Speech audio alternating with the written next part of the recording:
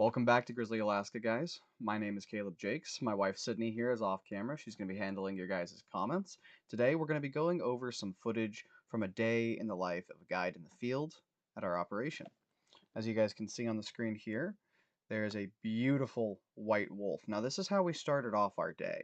And I gotta say, starting off with a wolf encounter is always spectacular. There's nothing quite like it.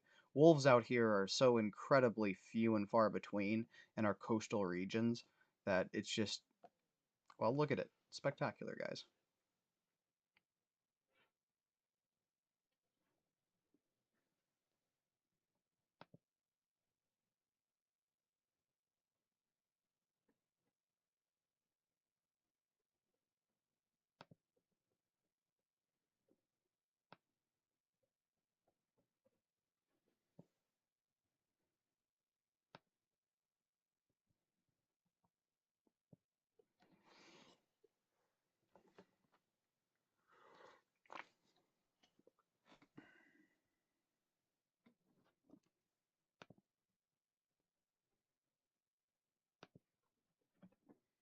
This wolf hung out with us for a long time.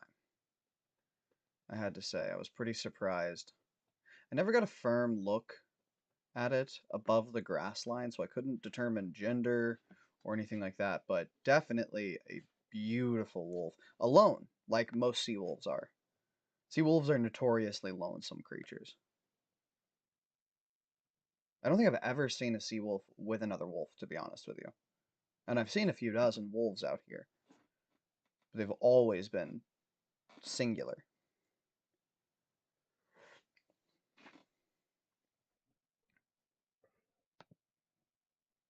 Okay. Now these two bears are part of a trio, and we filmed this trio for probably 6 hours. It was a really unique situation, and I'll show some of my phone footage from this day out here in a bit. But what happened was our pilot had to take off because the tides. There was a miscommunication with the tides or something, and the tides came up way quicker in this area than they were supposed to, quicker even than the tide book had forecast them to come up. And we basically had to leave the beach or get stranded there for days and possibly have an airplane stuck in the tide. And when you let salt water touch an aluminum aircraft, they just melt. Bears do not travel in packs, William. They travel in families. So a mom might have three cubs, might have four cubs. That's kind of the upper echelon of birthing rates. But what they'll do is they'll stay with their mom for anywhere from 2.5 to 3 years, and then mom will kick them out afterwards. Yeah, these are subadults. So these bears that you guys see here on screen, they are probably just a spring away from being kicked out. They've been on their own for, who knows, a winter at most. Let's see.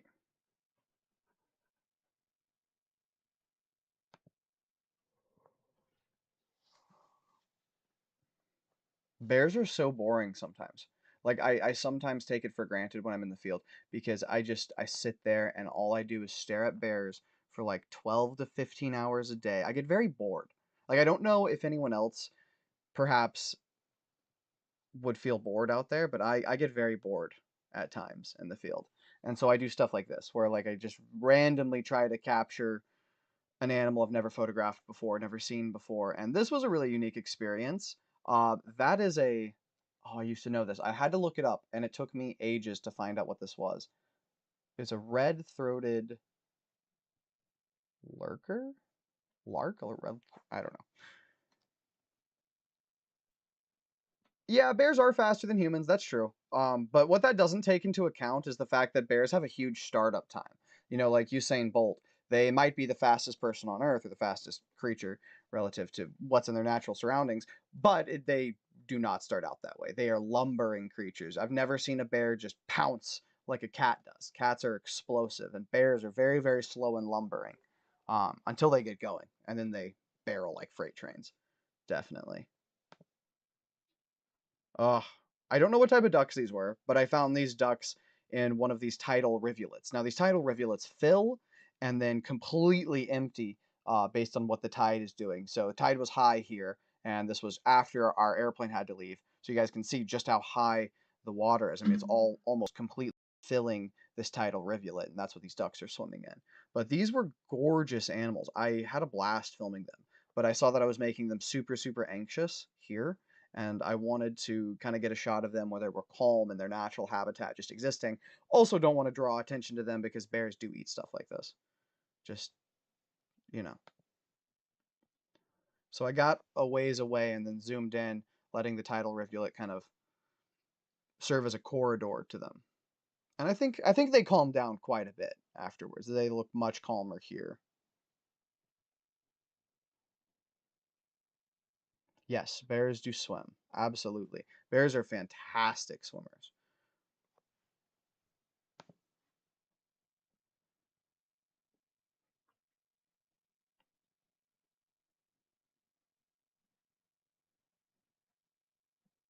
How is the audio, guys? Audio good?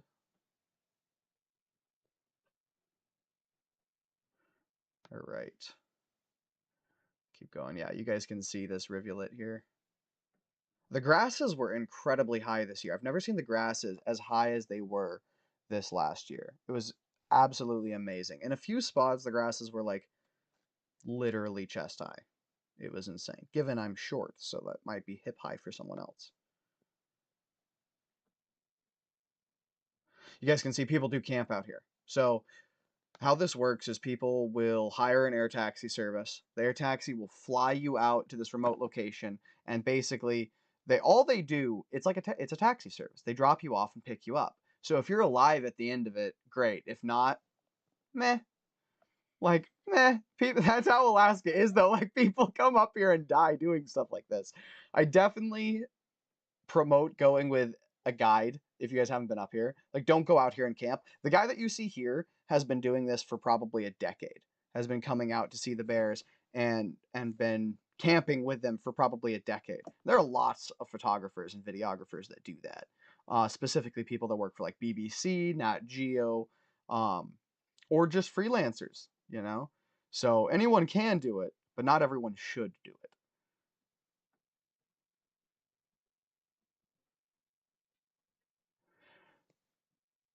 All right, we're gonna continue with this.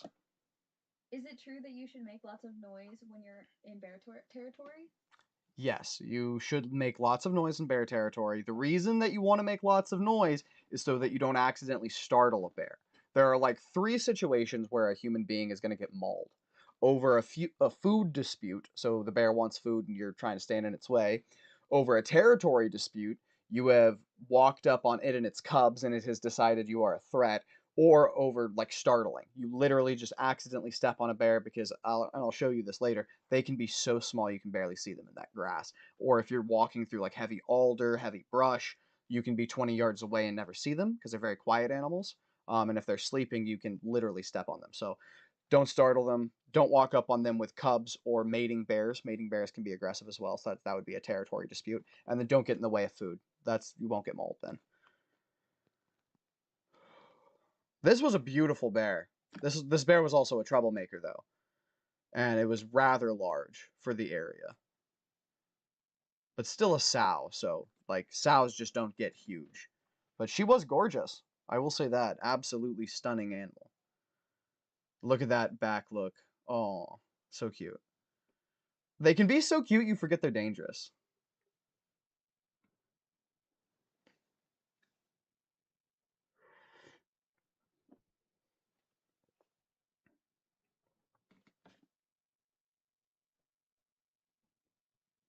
All right, let's see what's next. Oh, this encounter. This encounter went viral on YouTube. It has like 7 million views or something like that. But no one really understood what was happening here. This might be the first time I've talked about it on YouTube. Yeah. So I'm going to pause here and explain what's going on. Because this encounter got me a lot of heat, and a lot of people yelled at me for like various reasons that didn't make any sense. Like if you were actually there. So we were photographing the three young subadult bears that had just been like pushed away from mom. And then we see this boar all the way back here in the back. And he's pushing not one sow, but two sows. And the one in front you see right here is a subadult. She is really, really small in comparison to both of these bears, but especially the boar in the back. So he's pushing them, and this female is so agitated, she is pushing every bear out of the meadow. I mean, she single handedly pushed off 6 bears while we were watching her. She would just run up to the bears and they would just move because she was acting crazy. So you can get in situations like this even in the meadows. Let's watch and I'll shut up and you guys can see for yourself.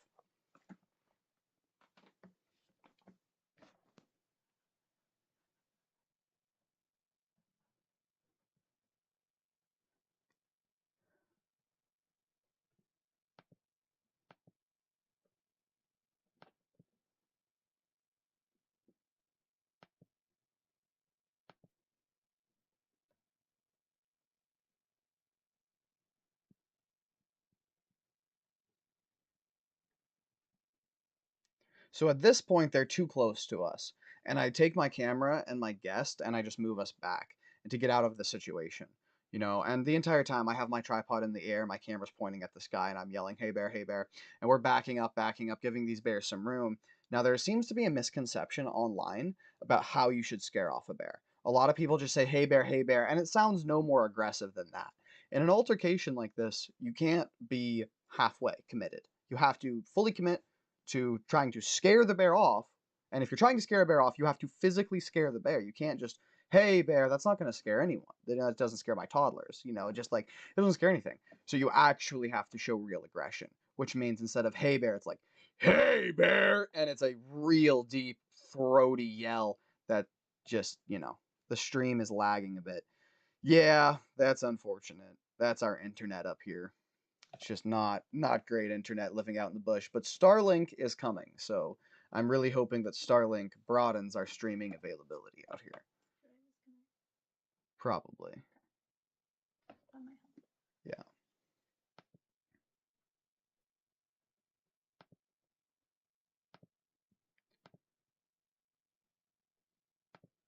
But anyway, those bears run off. And you can see that this larger boar in the rear here follows this young female like just right on her heels the entire time. Never lets her out of his sight really. And they hung out together for I don't know, 2 days we were there and they hung out together. What's interesting right here, though, is she shakes off and then she comes to check on him, which you wouldn't do that if you were stressed out. So I don't know what to make of the behavior of this clip here. Like, I just don't know. I don't think anyone knows. Just very strange. And the other thing is I checked that bear right there. It did confirm that it is a male. Um, but very difficult to tell. And normally it's not very difficult to tell. So that bear might have a complex. Who knows? Maybe that's his problem. I was trying to catch swallows in this shot. Did not work. Did not work whatsoever. They were too quick. Um, just did not work. I'm not a bird photographer, guys. Did see these though. These were cool. These are a black-headed type of goose that I used to know the name of. Oh, what is it called? I really should have looked that up before shooting this live, but I didn't.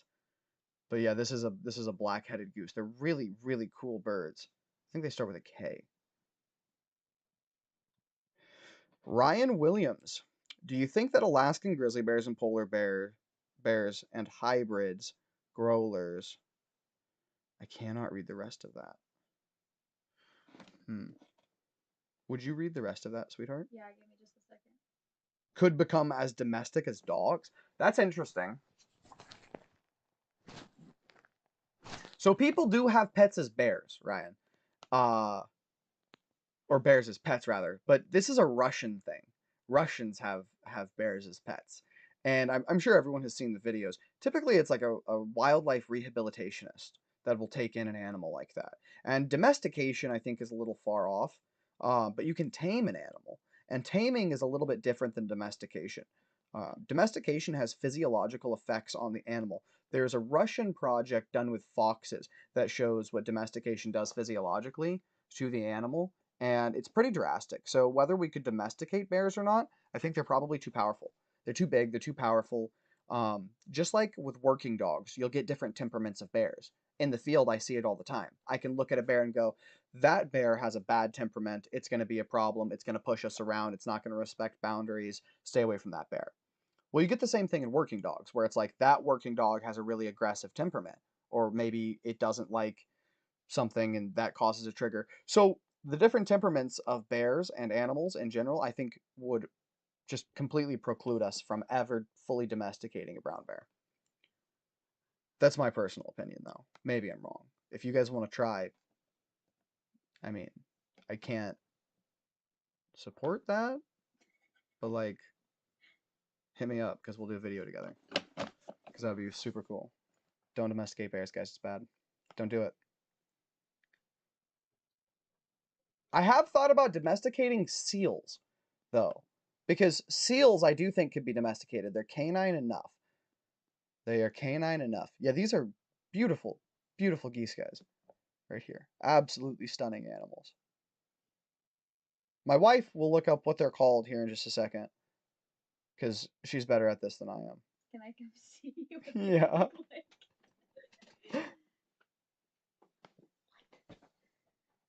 I don't know what Okay. they are. Okay. I Well, think it starts with a K. They're Brent. They're Brent. That's what they are. These are called Brent. France. No, Brent. Okay. I think. I don't know. Let's Google it. Yeah, Brent. Oh, I probably shouldn't. I might mess up. Oh, don't worry about it. If it's lagging, it's lagging. What area do you guys live at? In Alaska. For me, I'm in Wasilla Palma area. Yeah, so we're out in the Bristol Bay region. We live in a small village called Iliamna. We live right on the lake. I don't know what this was or why it's on my reels. I apologize. I thought for a second that I could have got a static shots. Oh, oh, this shot. This shot breaks my heart, guys. I have never seen sandhill cranes in a beautiful green pasture like this.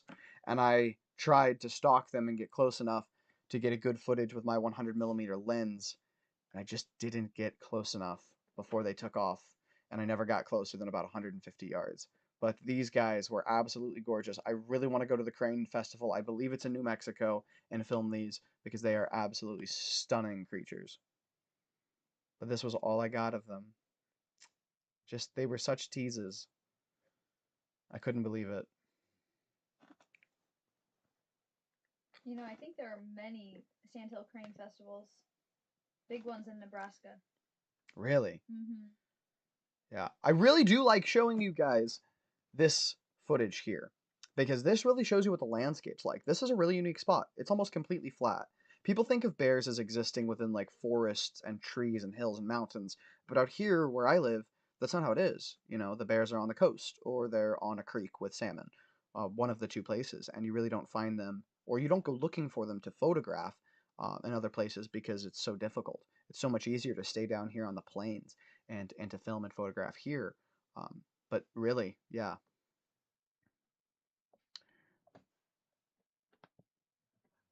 That was the back of my guest's head there. Sorry about that. Ah, this female. Now this, you guys should guess her age because she's a really cute bear. And I think cute enough that some people like, you know, you might want to watch them when you're out there with them because they might try to hug the bear. I have had people that I have guided and I've had to say, look, you got it close enough. If you want to get that close again, I'm going to let the bear eat you. That's always a funny conversation. There's like one person every 2 or 3 years that's just like too gung ho for the bears. And I'm like, wait, they are not a puppy. They're not a dog. They are wild. They will eat you. And it will not be like a pleasant Pixar cartoon bear eating something. It's very bad. No, no bueno. Mary Alvarez asks a great question, Mary. What to do if you ever encounter a bear? Do you make yourself look bigger? That's what I have heard. LOL. Yes, absolutely. Do make yourself look bigger. What I rely on, it's a three-part phase. The first thing I will do is I will display dominant body language. So I'll put my arms in the air, I'll wave, and I'll yell as loud and as ferociously as I can. You know, it might sound silly to do it inside, but it really does mean if you're going to display the type of body language, that you have to scare off the bear. So the bear has to feel afraid. That sometimes works, sometimes doesn't. My second phase is non-lethal but physical, and that's when I will spray a bear in the face. Now I've only ever had to spray one bear, and then the third phase of this obviously becomes a lethal, you know, countermeasure, and that is obviously your firearm if you're ever mauled. However, I've never had to discharge my firearm in the field, not even to scare off a bear. I don't think that discharging a firearm is necessarily the best way to do it, especially with where I guide my photographers, because we go in and out of the national parks. So sometimes you can discharge your firearm at a particular spot, and in other spots you just can't. And so I work out of enough spots where discharging firearm is a no-go, that I don't rely on a discharged firearm to scare away a bear. I think there are better alternatives. An air horn, for instance. I think we decided to test out the umbrella theory this year, but I'll definitely get a video up about that for you guys, tell you if it works. Who would win? Bigfoot or the hairy man or a grizzly bear? Hmm. I don't know. What do you guys think? What do you guys think? That's a tough one. That is a tough one. Do you guys believe in the hairy man? Have you guys ever seen anything weird happen? I've been out in the woods after dark enough where, like, we have a local village around here called the Hooded Man. And it's just supposed to be this, like, person in a hood that walks around the forest. And hey, I've got a creepy uncle who wears a hood sometimes, and he's long and lanky. I don't know what's out there. I don't know. Big woods in Alaska. Big woods in Alaska. This is most of what we see here. I know that sounds like, don't bears do more exciting stuff than that, but no. This is most of what we see in the field is just grazing bears. Obviously, when we're on the rivers and the salmon are running, very different experience. We might get to that today. Mary Alvarez. I live in the southern mountains of California and have only seen one bear ever. But would you know if Southern California mountains have many bears and of what kind? California, as far as I know, doesn't have any bears. There are very, very few. There Right. used to be a lot of grizzlies there, That's true. but their population has decreased. Yeah. Decreased. Yeah, they're either extinct or almost extinct. I know we've seen a bear as far as like um the Nevada mountains though. I know that they live in Nevada.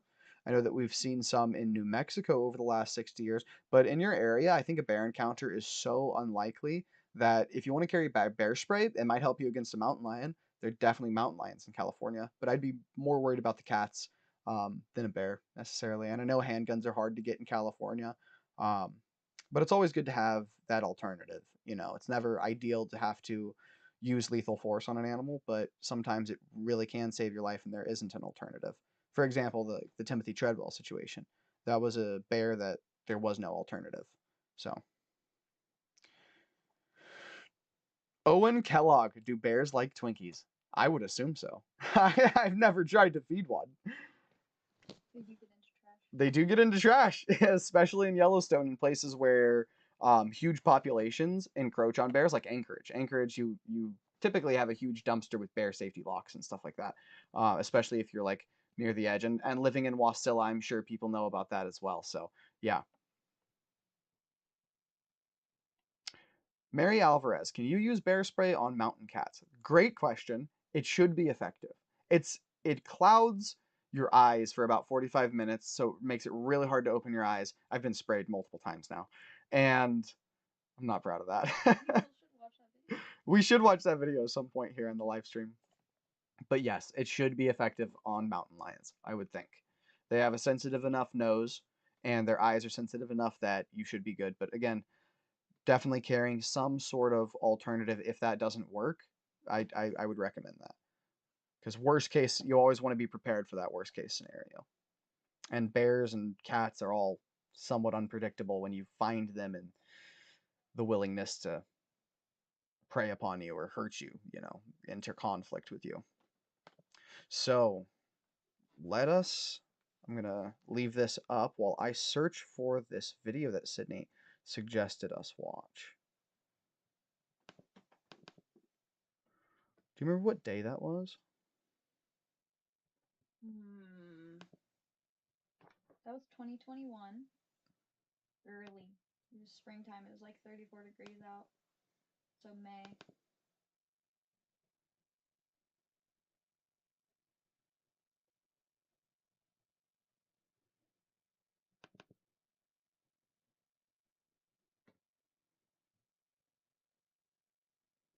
Yeah, I'm not gonna bother finding the clip, I don't think. It's too hard to find on live.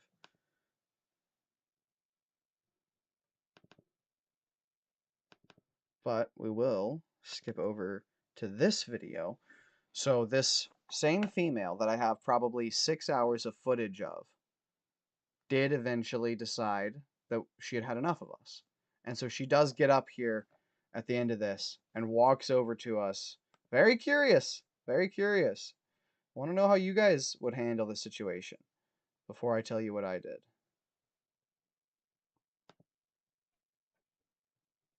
So we're going to skip to the end right here. Now I want you to watch how she gets up because it's not aggressive.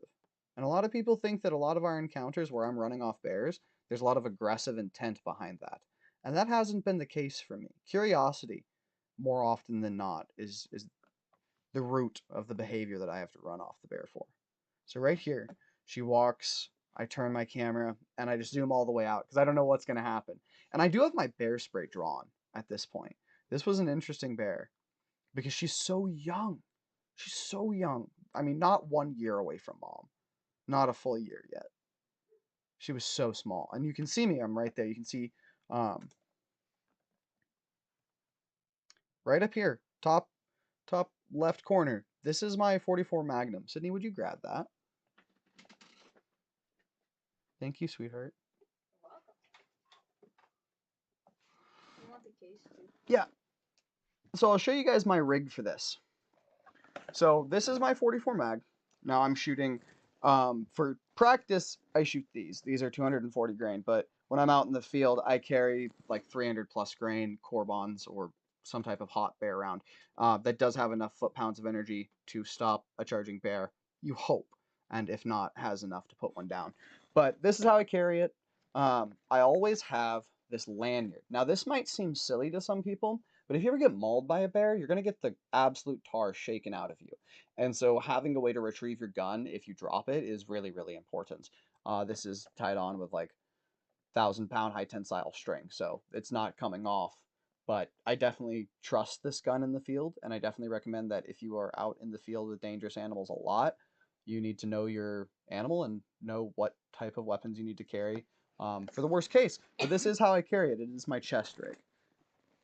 I'll set that right there. All right, let's answer some questions. Ryan William. The hairy man is 12 to 16, or in native islands around 18 to 21 approximately. I'm guessing that's feet tall. On some videos on my Distance Cousins Fred Rolls channel, Subarctic Alaska Sasquatch, shout out to them. Have you seen the memes where bears are just like, yo, bye? I don't go online like that. So I'm not searching through memes or anything. But no, you are welcome to send me some though. Hey Caleb, sorry I'm late arriving. No worries, Robin. It's good to see you back. Where in the US are bears mostly located? So that's a great question. As far south as California, Yosemite does have bears, and I think that's in Oregon. All the way out to Yellowstone, Montana, definitely some bears in like northern Idaho, even some parts of like southern Idaho around the Driggs area. I think there are lots of black bears. But grizzly bears primarily are located in Alaska. Like the largest population in North America is Alaska, Canada. So, yes. We should do a collab in the future. I'm definitely open to that. Yeah, collabs are always fun. Yeah, absolutely. Ooh. Oh, it just wigged out for some reason. Yeah, guys, this bear just walks off afterwards. Like, you know, meh, not worth it. More food elsewhere. That's really what it comes down to, too. That so much of the time it's just, I can get food elsewhere. All right. So, all right. This, ooh, where is this? I always try to guess from like the first shot where this was filmed. I want to say this was filmed in the same location. This looks like it was filmed in the same location. Oh yeah, no, definitely. This is actually, yeah. So this is the meadow across the stream from where we just were, which, if you've never been there, won't make any sense to you, but it means something to me. So yeah, this is a big bear. This is a good sized bear. Good sized bear indeed. Look at that head, nice round head. You got that good hump. Still got really good fur. This must have been early spring. Let's see. This was 6/22. 6/20, 2022. Is that July 6th? It's June. June 6th? I don't know the date, the numbers corresponding to the months yet. I'm still working on that. My kindergarten teacher assigned me homework yesterday. Yeah. Boring. More bears eating grass. Isn't that so boring, guys? Bears eating grass is so boring. I get tired of watching it. I know that, like, some people like it because it's really relaxing. Me personally, no. I get so bored. I listen to audiobooks out here when I'm guiding in the field. Like a lot. Like probably too much. Because I need entertainment. And so many of the photographers I work with, like, they don't want to talk to you when they're in their zone. They just want to appreciate nature. And I'm like, you know what? That's a vibe. Throw on my aftershocks, still be able to hear everything, keep my situational awareness unimpaired, and then I can listen to the Stormlight Archives by Brandon Sanderson. Uh, yeah, good looking female right here. We did photograph her for just a little while. She must have been the only bear in the meadow that day because we have a lot of photo of her. All right, come on. Some days aren't as fruitful as others. Some days I come home with like 6 hours of video. Some days I come home with like 30 minutes. And I can never tell going out which it's going to be. Some days I go out, it's raining. I show up at the location and it's absolutely sunny, gorgeous. Some days it's the opposite. Alaska is a cruel, unforgiving mistress, but she is beautiful.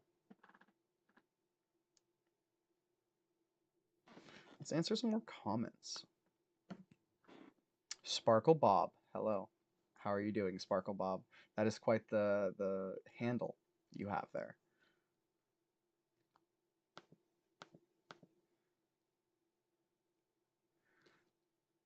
Would you moderate Sparkle Bob? Sparkle Bob is spamming the chat. Sparkle Bob, you can't spam the chat. Mind yourself, Sparkle. Mind yourself indeed, Sparkle Bob. Have you no manners? Look at this, guys. So this is a male definitely trying to mate a female, and she is not receptive. When they aren't receptive, you know it because they just sit there like this, and he literally has to drag her up. It's not fun.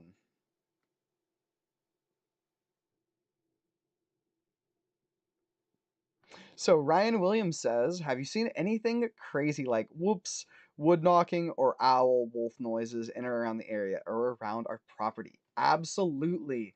Right as everyone left the lodge, and it was just me and Sydney here and Jerry, who is yeah, it was just us, and wow, it got creepy quick here. It was right around Halloween time, and we were hearing weird noises. And during the winter now, we have lake ice out there, and it's pretty wild. It will pop the barrels that support our floating dock. And so just in the middle of the night, you'll hear this loud ringing, almost like a bell pops, and then you'll hear ice just shifting as the wind pushes it against our dock. It's pretty wild. But yeah. How do bears let each other know they want to mate, or how does that work for bears? So basically, they go through a courting ritual, and then unlike dogs, they don't tie off. Dogs tie off, and they're stuck there. But bears, that's not really the case. Basically, the male mounts, and then the female either receives him or doesn't receive him, and then they just kind of separate and move on. This male bear, at the end of this video here, what you'll see him do is you'll see him actually get down and walk towards us, And I don't know if I leave the video running, but right after this, watch his expression as he comes towards us. That's a mean expression right there, so watch this. Let me back up just a little bit. Okay, so he's done, and now he turns and he notices our group, and he's like, whoa, ears go forward, right? And that ears forward is a bad sign. You don't like it. When that ears go forward and he's staring at you, you've now made like a serious mistake as a bear guide. You've either let your group get too close to the mating bears, which was probably not the case here. He just got agitated by our group spreading out. So sometimes it's best to keep your groups really, really small when you're out in the field, and that way you appear as one huge object instead of a bunch of smaller objects. So best to stay together and stay in a tight group when you're like this, or near bears that are behaving like this. And so he stares at us, and then, whew, this was a kind of scary encounter. It was one of the encounters I really wish I'd caught on my GoPro because he charges dead at us. He like walks toward us here in just a second, and then off camera charges the very edge of my group, and it was a pretty I don't know, put the fear of God in me. You have to be wary around these bears, and that's why I just leave my camera. I walked away, didn't care about the recording, didn't care about anything else, walked away and handled the situation. But yeah, be careful around mating bears. And then there's like 6 minutes of video or 2 minutes of video where I'm not even next to my camera. All right, we got a big boar here, looks like. Oh yeah, big boar walking off. I think that is the end of that day. I'm just going to leave you guys with a pretty cool clip from possibly my favorite day with bears in my entire life. Just one second.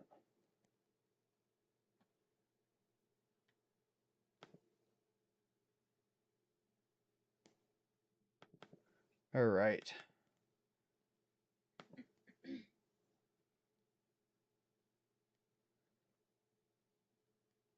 So this is what I want you guys. I want to leave you guys with this.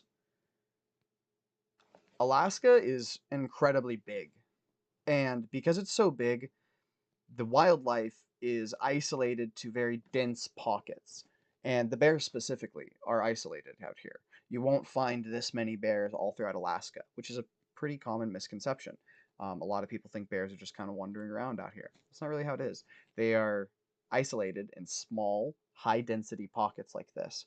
And unless you're with locals or people who specifically go out and guide these bears every day during the summertime, it's really, really tough to find spots like this. And you really do, if you're a photographer or a wildlife enthusiast, want to get into these locations because these are the best locations. And I mean, if you go out, you really do want the best opportunity at a photo or a good video or an experience. And that's not really far off from a photo or video. I mean, we take photos, we take videos to capture moments, to capture experiences. So if you're out here and you're seeking to capture that experience, you need to go with someone who knows what they're doing. Someone like me, someone like my fathers, my family, fifth generation Alaskans. My family showed up in Alaska during the fur trade as slaves, literally as slaves. And then, my great grandfather freed himself, started his own business, and now here we are, a multi generational family that has explored intergenerationally much of Alaska.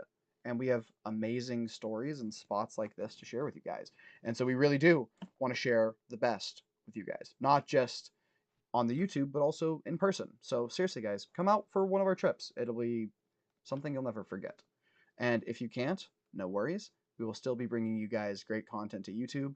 We're still getting in the flow of YouTube. It's a very, very difficult platform in general for us since we're so far removed from the rest of society and it's so remote, like even internet is hard. So getting lighting equipment like this out here, very, very difficult. But we really do love it. We really do care about you guys, and I love the support. Thank you guys so much for showing up on our video. And next Saturday at 4:30, we're going to be doing another live. So you guys are always welcome to show up for that. We're going to really try to stay committed to that 4:30. Obviously, if weather or something interferes with our internet, we'll make something up to you guys. But Saturday at 4:30 Alaska time, 5:30 California time. Show up. Yeah. All right, guys. We love you. And I'm going to leave this running for you guys. And we're going to sign off and just answer questions down in the chat.